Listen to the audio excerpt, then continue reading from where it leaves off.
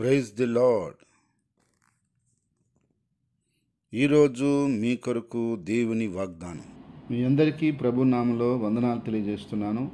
మీరు తెలియజేస్తున్న మీ సమస్యలన్నిటి కొరకు నేను ప్రార్థన చేస్తున్నాను. తప్పకుండా దేవుడు మిమ్మల్ని దీవించి ఆశీర్వదిస్తాడు.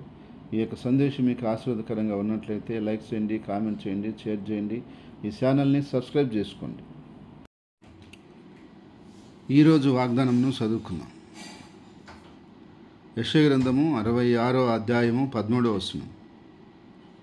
ఒకని తల్లి వాణ్ణి ఆదరించినట్లు నేను మిమ్మల్ని ఆదరించెదను, యెరూషలేములోనే మీరు ఆదరించబడదురు. ప్రియ సహోదరి సహోదరులారా, దేవుడు ఈరోజు అద్భుతమైనటువంటి వాగ్దానాన్ని మన కొరకు అనుగ్రహిస్తున్నాడు. అదేమిటంటే, ఒకని తల్లి వాణ్ణి ఆదరించినట్లు నేను మిమ్మల్ని ఆదరిస్తాను, యెరూషలేములోనే మీరు ఆదరించబడదురు అంటారు.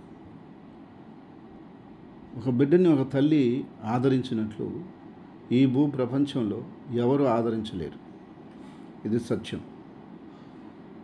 మన స్నేహితులు, బంధువులు, ఆత్మీయులు ఎంతమందో ఉండొచ్చు, కానీ తల్లి ఆదరించినట్లు ఆదరించడం కష్టం. ఒకవేళ ఎవరో 1 or 2 దేవుని పరిపూర్ణమైన ప్రేమ కలిగిన వారు ఆదరించవచ్చు, కానీ దేవుడు అలా ఆదరించగలడని చెప్పి, అంతకంటే ఎక్కువగా ఆదరించగలడని చెప్పి మనం చెప్పవచ్చు. ఎందుకంటే ఆయన మనల్ని ఏ పరిస్థితిలోనైనా, ఏ స్థితిలోనైనా సరే ఆదరించుటకు సమర్థవంతుడు. భక్తుల యొక్క జీవితాల్లో వారికి ఎదురైన శోధనల్లో, కష్టాల్లో, శ్రమల కాలంలో దేవుడు వారిని ఆదరించాడు. దావీదు ఆయన పడుతున్నటువంటి శ్రమల్లో, శోధనలో ఎంతో ఆదరణ పొందాడు. అందుకని నీ దండము, నీ దుడ్డుకర్ర నన్ను ఆదరించునని చెప్పాడు. అపోస్తులు, మేము వెళుతున్న శ్రమలన్నింటిలో దేవుడు మమ్మల్ని ఆదరించాడు. మిమ్మల్ని ఎలా ఆదరించాడంటే, మేము మరొకరిని ఆదరించగల శక్తి గలవారు అయినట్లుగా దేవుడు మమ్మల్ని ఆదరించాడు. కాబట్టి మేము మిమ్మల్ని ఆదరిస్తున్నాం అంటారు. కాబట్టి ఈరోజు ప్రియ సంగమా, దేవుని బిడ్డలారా, దేవుడు మనల్ని ఆదరించాలనుకుంటున్నాడు. అయితే ఎలా ఆదరిస్తాడు? నువ్వు ఆయన సన్నిధిలో చేరి వాక్యం ధ్యానించినప్పుడు, వాక్యం ధ్యానించి ముందుకు సాగుతున్నప్పుడు దేవుని వాక్యం ద్వారా దేవుడు ఆదరిస్తాడు. ప్రార్థన ద్వారా దేవుడు ఆదరిస్తాడు.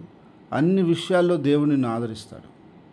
అంతేకాకుండా నీ యొక్క జీవితంలో కష్టము, బాధ, శ్రమ, దిగులు, భయము వచ్చినప్పుడు నీవు నలిగిపోకుండా, కుంగిపోకుండా ఆయన పరిశుద్ధాత్మ ద్వారా నిన్ను ఆదరిస్తాడు.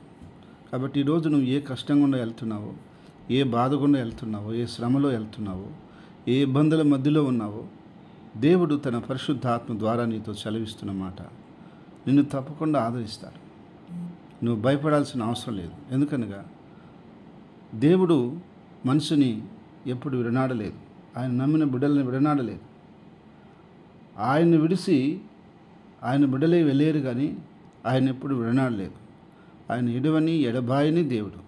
కాబట్టి ఆయన నిన్ను ఎప్పటికీ ఎడవడు, ఎడబాయడు. నీతో ఆయన సదాకాలం వచ్చే దేవుడు. కాబట్టి నువ్వు భయపడాల్సిన అవసరం లేదు. ఒక వ్యక్తితో దేవుడు ఉన్నట్లయితే ఆ వ్యక్తి దేనికి కొదువు లేదు. ఏ కష్టము, బాధ, ఇబ్బంది, ఇరుకు వచ్చినా సరే దేవుడు వాటిని తీసేస్తాడు. కనుక ప్రభు నీతో ఉన్నాడు కాబట్టి నీవు భయపడాల్సిన అవసరం లేదు. నీకున్న కష్టం నుంచి, బాధ నుంచి, ఇరుకు నుంచి, ఇబ్బంది నుంచి ప్రభు నిన్ను తప్పకుండా విడిపించి, బలపరిచి, దీవించి, ఆశీర్వదించి స్థిరపరచబోతున్నాడు. ప్రార్థన. ప్రేంగల తండ్రి, పరిశుద్ధమైన దేవా, నీ కృపలో, నీ సన్నిధిలో బిడ్డల్ని బలపరిచి, దీవించి, ఆశీర్వదించి, వర్ధలు చేసి, నీ సహాయంతో, నీ కనికరంతో ప్రతి బిడ్డకి నువ్వు నాయన మేలు చేసి దీవించమని ప్రార్థిస్తున్నాను. ఏ కష్టంలో, ఏ బాధలో, ఇరుకులో ఉన్నారో వారందరినీ ఆదరించి, ఆదుకొని, దీవించి, మేలుతో నింపమని, స్థిరపరచమని ప్రార్థిస్తున్నాను.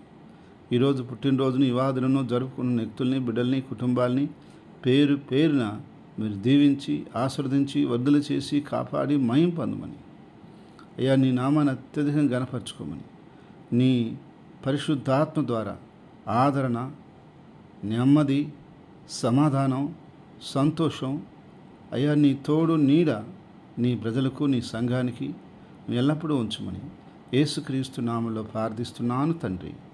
ఆమేన్.